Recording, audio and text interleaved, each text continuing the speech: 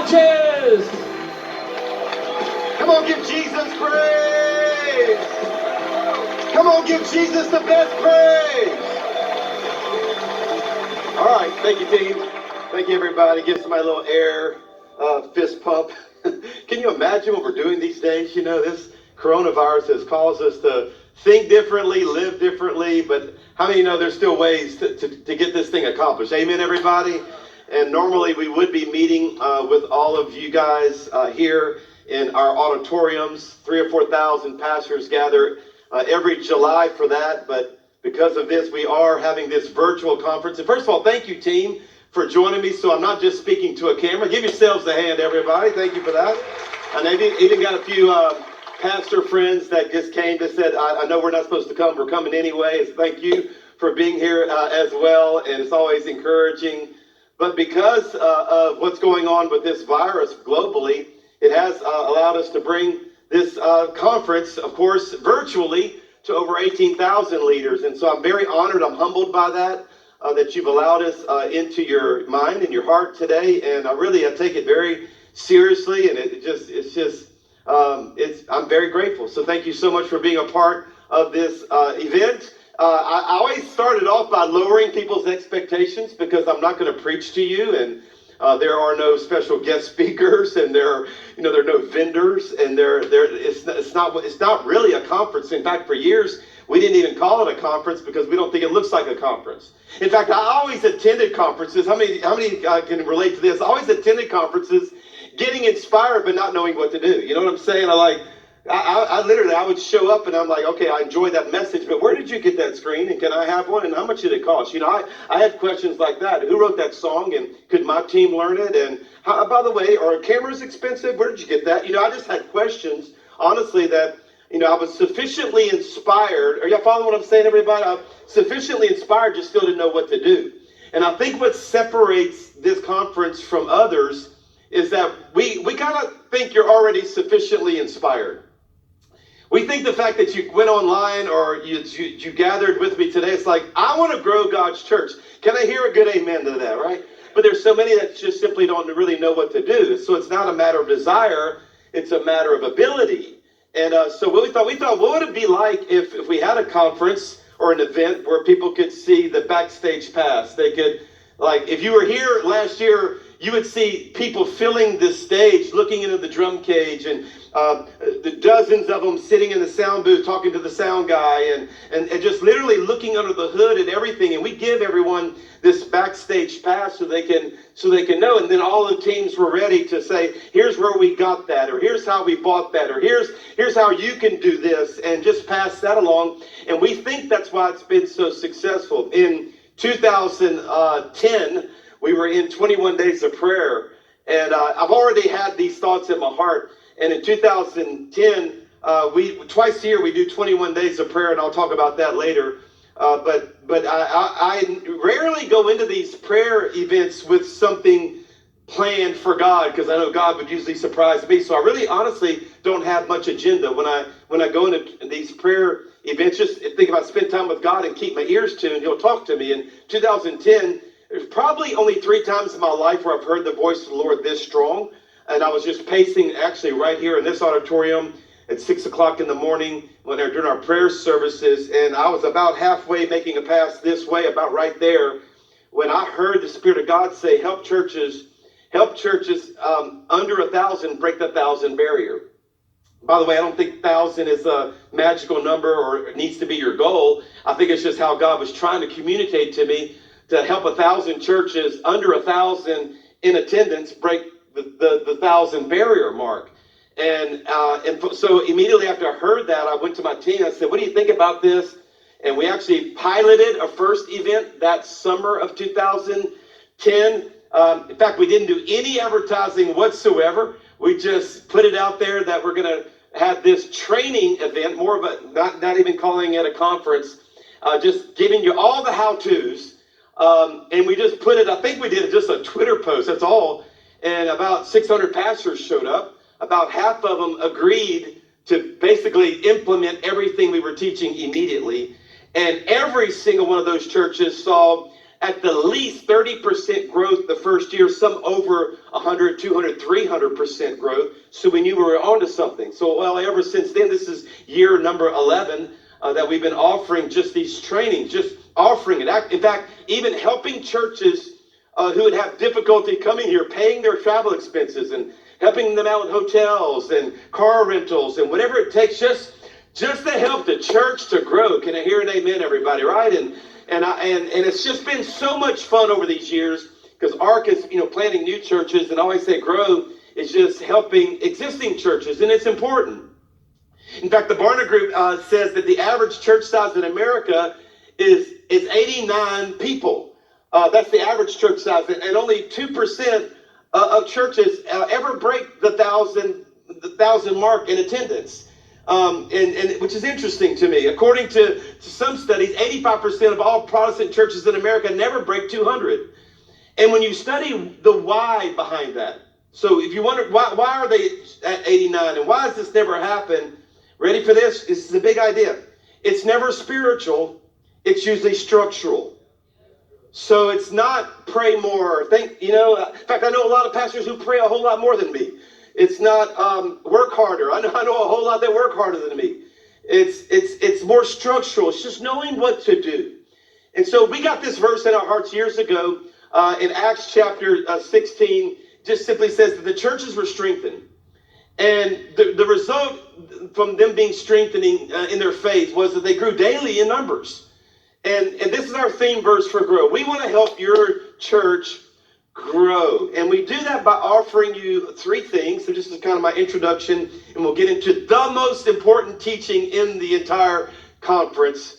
Get ready for it. But we offer really three things for you, or encourage you to have three things.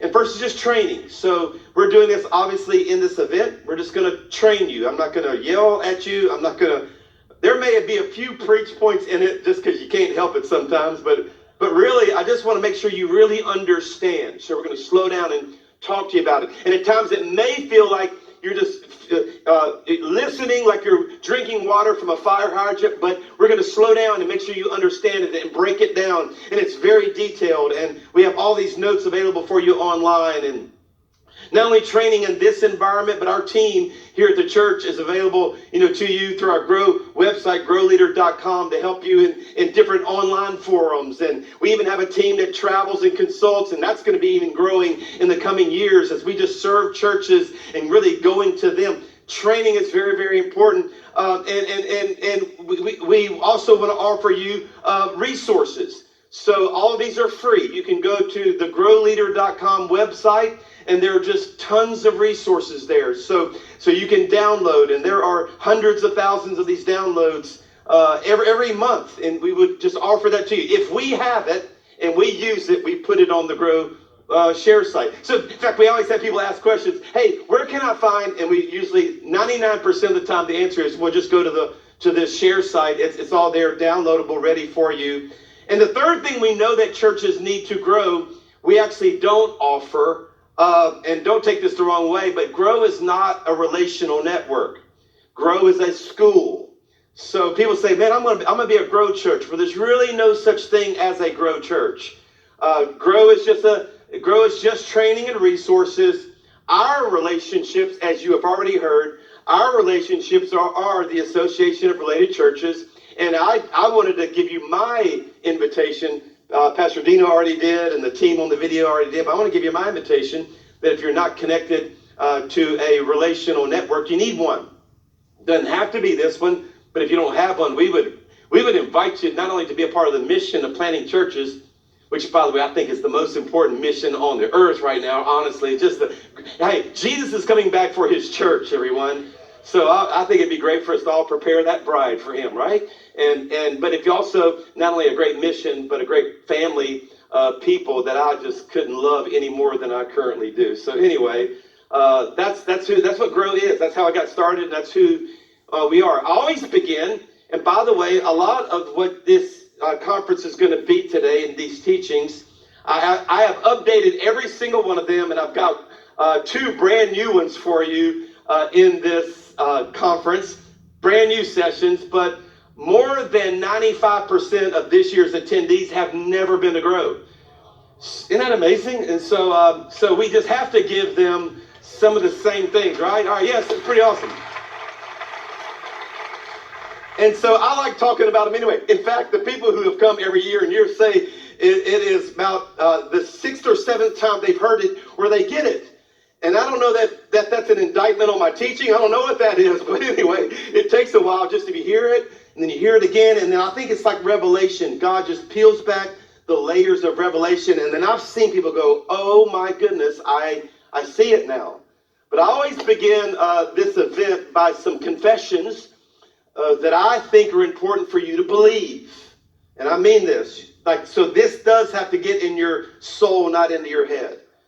And that is, number one, that it is God's will for my church to grow. Now, you've got to believe that. You've got to believe that God never intended for me to stay where I started. Like the very first words out of God's mouth to humanity is, be fruitful and, come on, say it out loud, and multiply. Like that's the first words out of his mouth to his creation, to mankind, which I believe that God intended us for us to be productive. In fact, the way I say it is growth is essential as long as heaven and hell are realities. I really believe that. It's essential. In other words, I don't think you have an option whether you should or not. I think it's an essential for us to grow because there really is a heaven and there really is a hell and people actually go there. We're not doing this for our egos and we're not doing this so we can have bigger salaries or have bigger churches. No. We're doing this because our mission actually matters. It really does. So this is very personal to me because there are some who would say, oh, man, you're just all about the numbers. You just keep talking about numbers, you're just numbers all the time. And I want to clear that up because I know that gets said sometimes. I am unapologetically all about the numbers. Like all about the numbers who can go to heaven instead of hell. The numbers of marriages that can be healed. The number of young people off of drugs. Yeah, I think it actually matters. I really do. In fact, I have 5 kids. I don't have somewhere between 3 and 7. I mean, the number matters, You count what matters. So you know how much the offering is. Those numbers matter to you. So I think you always count what matters, and I'm not trying to be sassy. I'm just trying to help you, right? But it's important. I even hear some people say, well, God just wants me to be faithful. Well, then go read the parable of the talents in Matthew 25. Because he gave to 3 different ones some of his gifts, his talents, and all of them brought something back. They were faithful, but if you know anything about that parable, he wasn't looking for faithfulness. He was looking for fruitfulness. There's a big difference. And 2 of them were fruitful and brought back more than what was given, and one brought back faithfully, had covered and protected that one. And God was not pleased. In fact, there was weeping and gnashing of teeth, right? You know what I'm saying? So I don't understand why they put the word G on that word. But anyway, weeping and gnashing, there was. And because he just didn't do anything with it. But I also want to lead that into the second confession. In fact, before we go to the second confession, I want you to say out loud, I believe it is God's will for my church to grow. Say it out loud. Here we go. I believe it is God's will for my church. It is. I promise you it is. It is. And the second confession, though, is it balances the first confession. And that is that my growth potential is different from yours. So it is different. So we're not all responsible for the same amount of people or productivity. Because remember, the one who was given 5 brought back 5 more to a total of 10. And the one who was given 2 brought back 2 more for a total of 4. They both brought back 100% return. And I think God applauded both of them, even though the total was different, the percentage was the same. They had both taken what they were given and were faithful with it. So I don't know about you, but I haven't been given a lot of all the talents that are out there.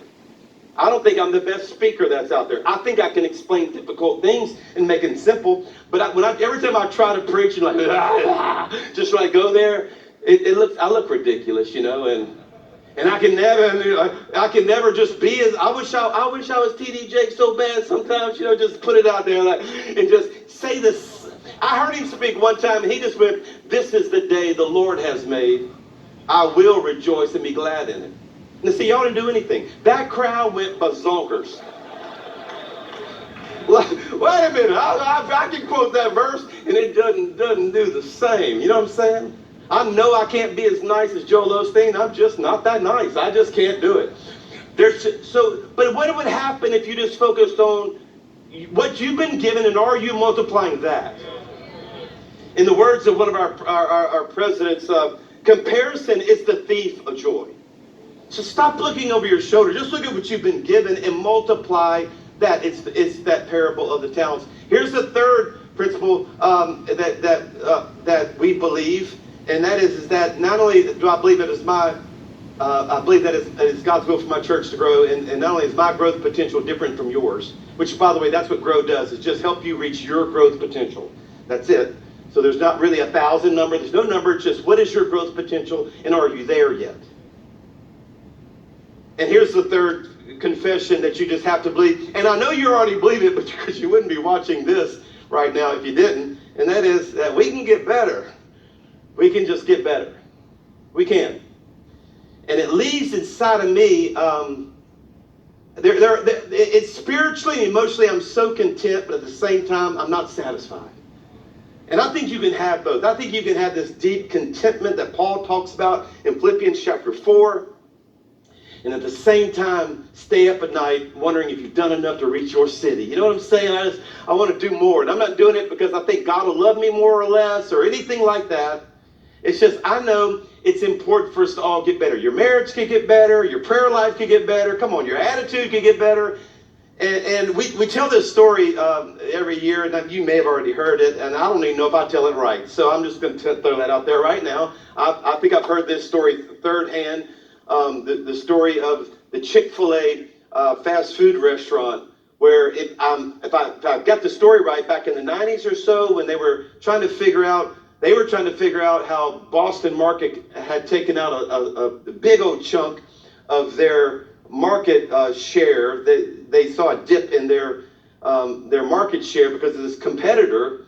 They had a board meeting where they were really fighting about how to make that change again. And they were thinking of all the different things they could change. And from what I understand, the old founder, who's now in heaven, Truett Cathy, was sitting at the end of that board table and hadn't said much over the 2-day board meeting, and they just stood up and got everybody's attention and kind of, from what I understand, kind of hit the table and just made the statement. And it just says, we don't have to worry about getting bigger. We just need to worry about getting better. If we'll get better, we'll get bigger. And I believe that. In fact, I also believe that if you don't get better, you'll become a critic of those who are. And you'll become more like a critic instead of a disciple. And God's called us to be a disciple. And so, because I hear it all the time, and I'm not trying to be in your face already in this event, but I just hear excuses all the time. Just nonstop. Well, my city's different than yours, or, different reasons. And I just would like to tell you, you can make excuses or you can make progress, but you can't make both. You just have to pick one. I've never met anybody who's making progress and was making excuses, or vice versa. It's just important. So I'll break all that tension there with a funny story we tell. Okay, and one of the things that we have done here, and this works so much better live. I just hope it translates across that screen wherever you're watching. But one of the trademarks of this conference every year is I will bring in a fistful of what we call Boudreaux jokes. All right, so I'm from South Louisiana. You guys in the States know what that's all about. And for those of you not in the States, Louisiana, sorry to my Louisiana friends, but about 50th on every list there is of the states, right? And so maybe 49th, thank God for Arkansas. All right, so anyway,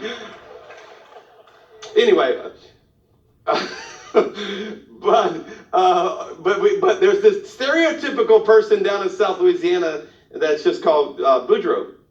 And he's just kind of a funny dude. But he was driving one day and it's kind of swerving. He got pulled over by the police officer.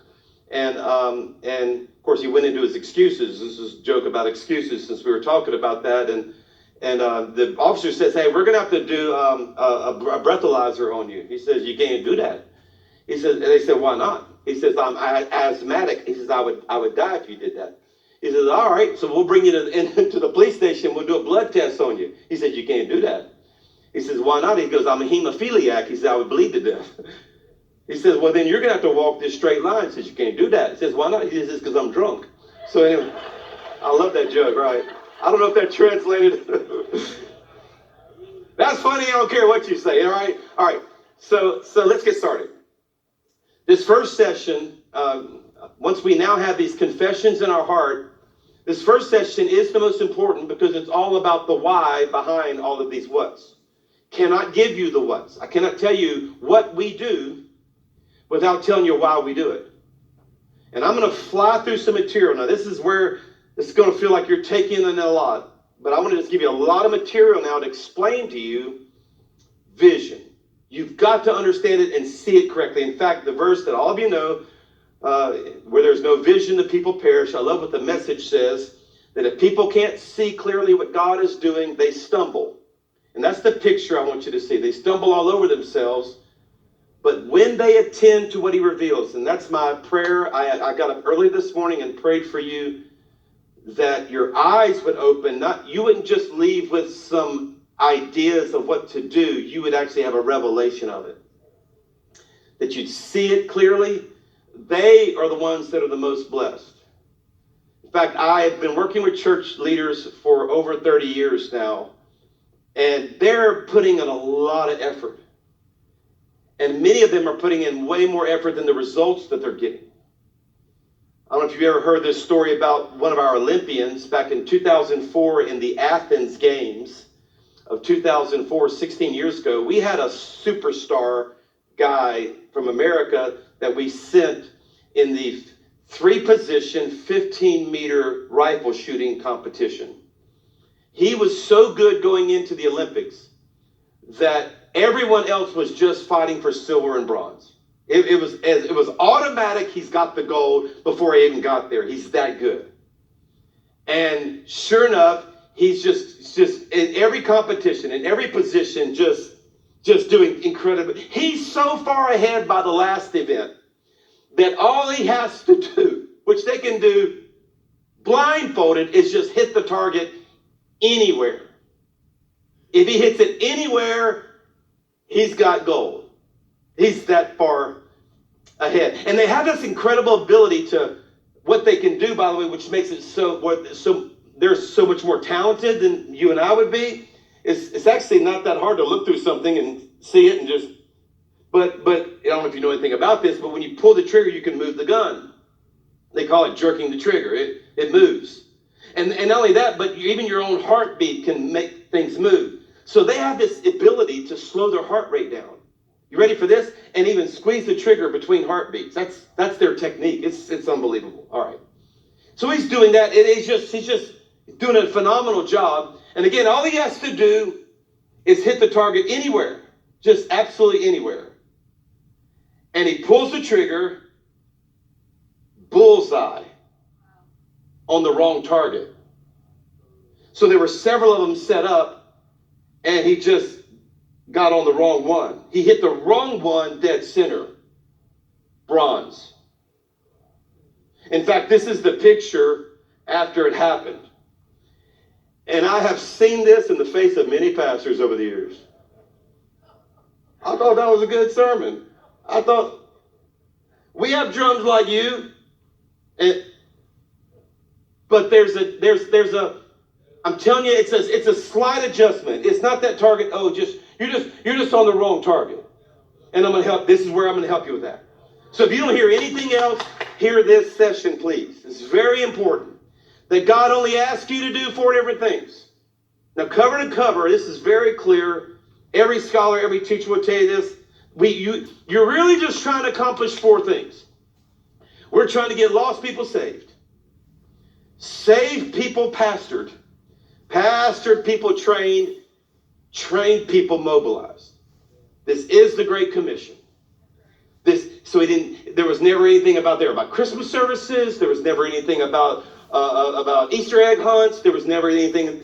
No. At the end of the day, when we stand before God and we had our talents and we multiplied it, this is where you multiply it. That lost people got saved. So this is what the judgment seat of Christ, the moment we stand before God, saved people pastor. We took care of we reached some and then we took care of them. And then after we took care of them, we discipled them and invested in them. And then they mobilized and went out there and changed the world. This is the Great Commission. This is it. So at the end of the day, this is all we're trying to accomplish. And so what I like to do for you is show you that. To prove this to you, this is what God wants. It's all throughout the Bible. Just all throughout the Bible. I can show you cover to cover, and if I had time, I could show you at least 14 places, Old Testament and New, where God has always asked for these same things. In fact, I like to start with one of my favorite that we really don't teach because it's so hard to understand, but your pastors and leaders, you'll understand this. In fact, I got this revelation about 9 years ago on a trip to Israel when I was in the Garden of Gethsemane taking communion. And our guide loved to tell us that he loved to dispel what you think it is to what it really is. And it drove me crazy because we were at the place where Jesus got baptized, getting baptized. Then he said, this is not where it happened. Anyway, so he just kind of kept doing that. Anyway, but he went to communion. He says, it wasn't a cup and some bread. I'm like, bro, don't mess with my communion. I know communion. I've been doing this for years. It is a cup and bread. He goes, no. He said there were 4 cups and some bread. And I'd never heard that before. And he was referring to the Thursday night before Jesus went to the cross, where Jesus observed the Passover Seder with his disciples. Seder, the Seder means order. 14 things you do in a Passover Seder. Read scripture, sing songs, and there are 4 cups of wine, not just one. So on that night before he went to the cross, there would have been 4 different cups of wine. And in that expression there, they would read, each cup would correspond to a different phrase out of Exodus chapter 6, verses 6 and 7. Now you're going to see the 4 things. Look for it now, okay? Therefore, say to the Israelites, I am the Lord, and I'm going to bring you out from under the yoke of the Egyptians. In other words, the first thing God says I want to do with you is just get you out of Egypt. And then I'm going to free you from being slaves to them, which kind of sounds like the same thing, doesn't it? But how many know you can be out of Egypt and Egypt can still be in you? So you can get out of that place, but you still have it in your hearts. So once I get you physically out, I've got to get it out of you. Second thing, and he says, and then I will redeem you. It's a kind of a Christianese word that a lot of people don't know the understanding, but the word redeem means to put you back to your original intent. So I got you out of Egypt. I got Egypt out of you. But now I've got to get you back to what you were supposed to do. You were making bricks with mud, but that wasn't your calling. That wasn't your purpose. And I've got to now redeem you with an outstretched arm and mighty acts of judgment. And then I'm going to take you as my own people, and I will be your God. In other words, now I'm going to put you in a group of people where you can do something powerful and make a difference in this world. So in a Passover Seder, there are 4 cups of wine. Now, these are Jewish people that called it this. Just follow this, and you're going to see the 4 purposes in it. The first cup they call the cup of sanctification, because the word sanctify means to separate from or to set apart, right? And that's the first step in the process of a person's journey, and it's your responsibility in this Great Commission is just to get people out of the place that they're in. And then the second cup, the Jewish people, so this would have happened on that Thursday night, they drink a cup of deliverance, where they celebrate that I'm not only out of Egypt, but Egypt's out of me. And then there is a cup of redemption, and that makes sense because that's the actual word they used. So now we're going to get back to what we were supposed to be doing, but watch this last word. The Jewish people call it this. I'm not making this up. This is the 4 cups of Passover. They call it the cup of praise. The 4th cup of wine called the cup of praise. And it's called the cup of praise because they've had 4 cups of wine. No, I'm just kidding. It's not really why, but could have been. But anyway, but the word literally means, I actually got taught this by a Jewish rabbi, that the word praise means how you feel on the inside, not what you're doing on the outside. Here's the best English word I could find to really describe what that rabbi taught me. Fulfillment. Because you're fulfilled now. Why are you fulfilled? Because you got out of Egypt. Egypt got out of you. You found out what you were supposed to do, and now you're with a group of people doing something that actually matters. Praise God. I'm fulfilled. This is our responsibility. I'll take you to the New Testament. Jesus said the same thing. Jesus breaks the curse of sin by his death on the cross. Can somebody say amen right there? Aren't you grateful for what Jesus did on the cross? But then after the cross, he says, all right, now you can go back to the mission. God, the Father has had in his heart since the book of Exodus to now go into all the world and preach. So go find some lost people, get them saved. And then whoever believes and is baptized, so now work with that believer and it believes and is baptized will be saved. And whoever does not believe will be condemned. And now, hey, let's work with them so that there are signs accompanying these new believers. So that shouldn't be reserved just for the senior pastor or the prophet or the evangelist. No. Signs can accompany all the other believers. And then those disciples went out and did something with their lives. So you could perhaps say it this way. You were going to preach to them. We're going to pastor them. We're going to prepare them and disciple them. And then we're going to send them out there to make a difference. I'm telling you, no matter where you look, it's the same four things. Are you seeing this, everybody? I'm going to show you one more, all right? In Colossians chapter 1, we used this one for years to describe it, and we've got a new one I'm going to give you here in a second. But for years, I fell in love with saying it this way. Paul said, let me tell you what I'm doing with my life. That I'm out there proclaiming Jesus. That's the first thing I do. That's that preaching. That's that get lost people saved.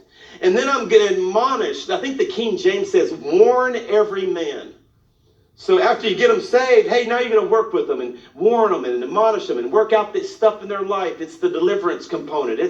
They're out of Egypt, they're saved, but man, how many have seen some people get saved, but still need to work with their marriage or work with their attitude, right? Yeah, because there's sanctification and then there's regeneration. We're theologically, now there's this process, right?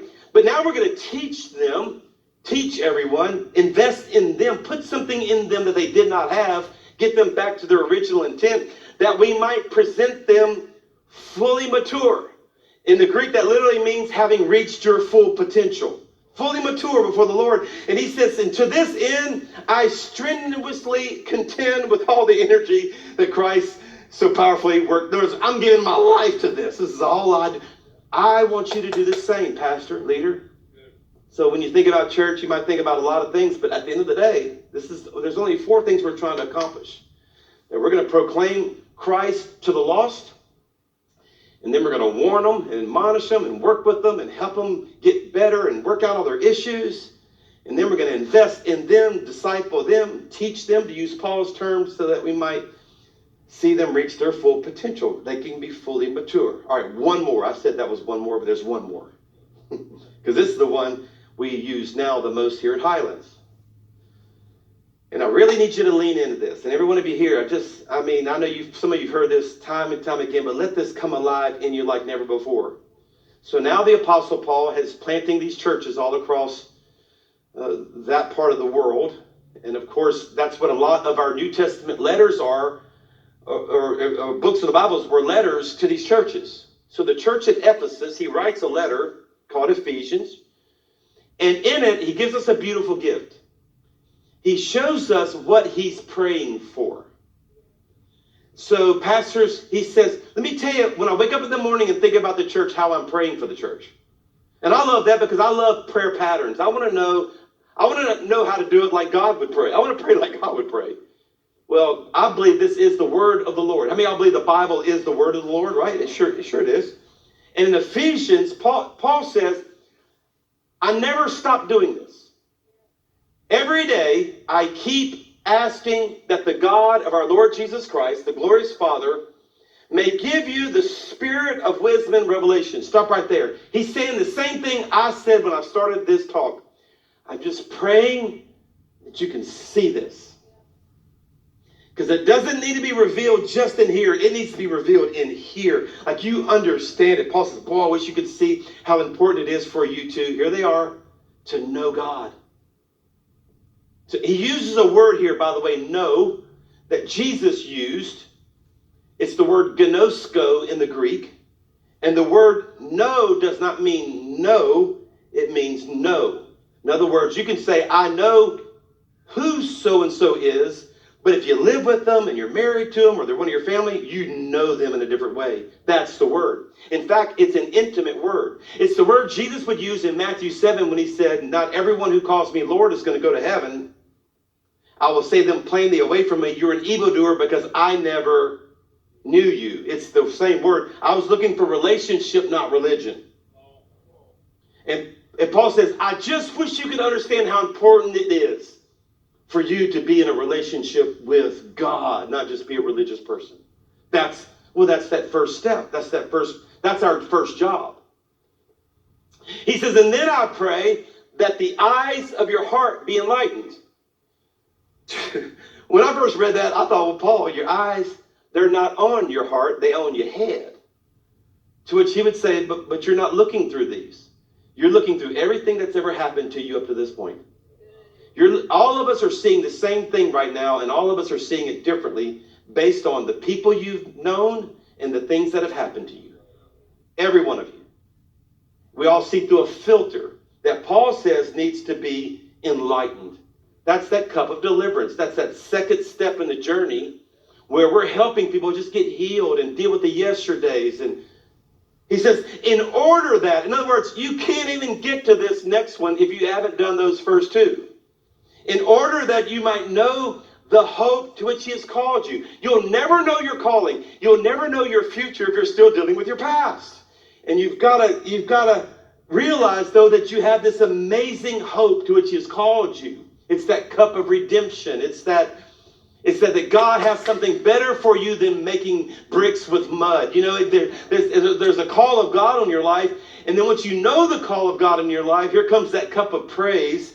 Now you have this inheritance in his holy people. By the way, do you know what your inheritance is?